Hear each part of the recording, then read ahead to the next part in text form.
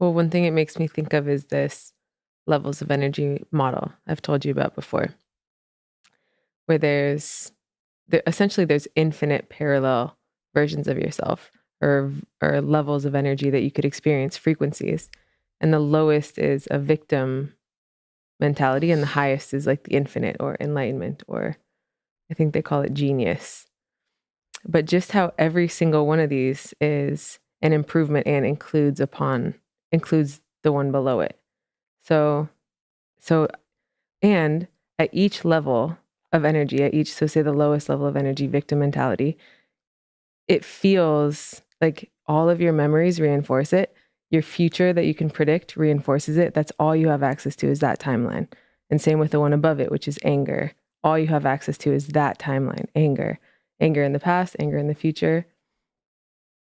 And each one incorporates more and more truth and understands the ones below it. So it's just so interesting listening to you talk about this, like how righteous people can feel at the lowest, least true levels of energy. Yeah. Mm-hmm. Like that the most victimized, least true, most diluted level of energy is the one that actually feels the most righteous. Mm-hmm. Yeah. Well, when you solve that paradox, let me know. Oh, yeah. I've scratched my head so many times. Like being face to face with someone who's really in that victim consciousness and wanting nothing but to somehow help and aid and assist them. But just witnessing the self-abuse that they do and the abuse of me that they attempt. And how nothing, even the most loving, what I would consider intelligent, balanced approach, does not get through. Everything is already set and determined. They already know everything, and yet they suffer so much. It's the absolute example of the opposite of enlightenment is victim consciousness. But if you don't know the end goal, then you're just walking circles around the base of the mountain. You got to know that you can see the whole thing from up there. And then if you want to go only 2 meters up or 20 meters up instead of the full 2,000 meters up, and you just want to sit on that plateau for a bit and talk to other people who like to sit on that plateau and they like the view from the 2 meters up, then you can do that without judgment. Well, actually you can't, because you can't not judge until you're at the top. But you can do that as honestly as you can. But at least you know what's possible.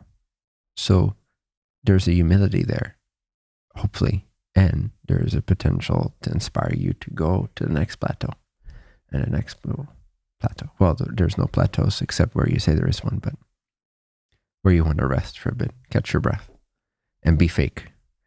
Wherever you want to be, what's the word, disingenuous? Yeah. That's where you'll create a little plateau to cooperate with others at that level and gossip about spirituality and gossip about others and feel righteous in your plateau.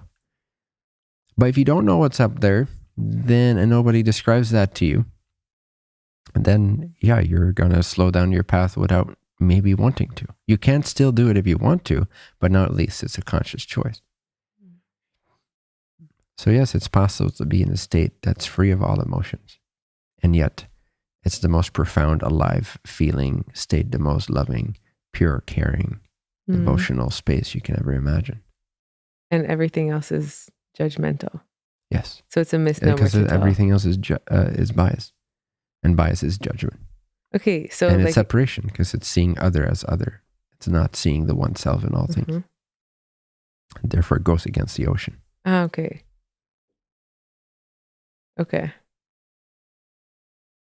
Gotcha.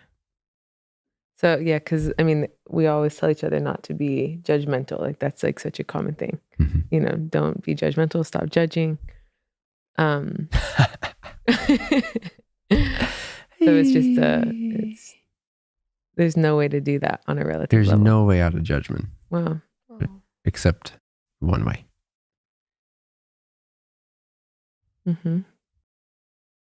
Because the thing is, You can't, unless you're at the top of the mountain, unless you're one with God, you cannot help but be righteous. Because if you weren't righteous, you would be at the top of the mountain. You'd be one with God. So by definition, if you're not one with God in your direct experience, you're righteous. You're in your own perspective, and you believe in your own perspective over God. So you're judgmental. Any thought is an argument with God. Any thought is negative compared to the true natural condition of what we really are. And all spiritual journey is diminishing this vibrational difference between our true self, which is not conceived by the mind, and our personally asserted, conditioned, believed in self, which is false as can be. And can't help but be righteous. When we believe in that as ourselves, we are righteous. Even if we're super sweet and loving and polite and like dancing to the tune of how society sees a sweetheart, and they're still going to be righteous.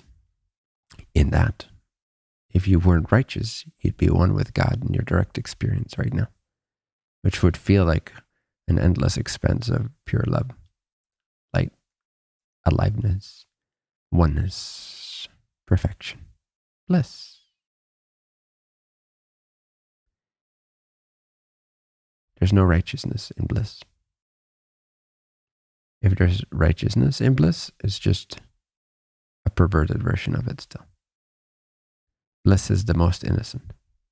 Just like the baby, it's causeless joy. Innocence. God is innocent. It's only those entities that out of the free will given to them deviate in their frequency from the natural state that generate what we could perceive as whatever non-innocence would appear to be. But at the heart of what we are, we're always completely pure and perfect and innocent already.